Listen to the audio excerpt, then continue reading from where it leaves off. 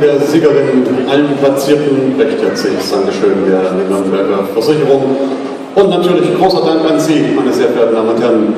Ganz faires Publikum hier in der Messehalle, fachkundig.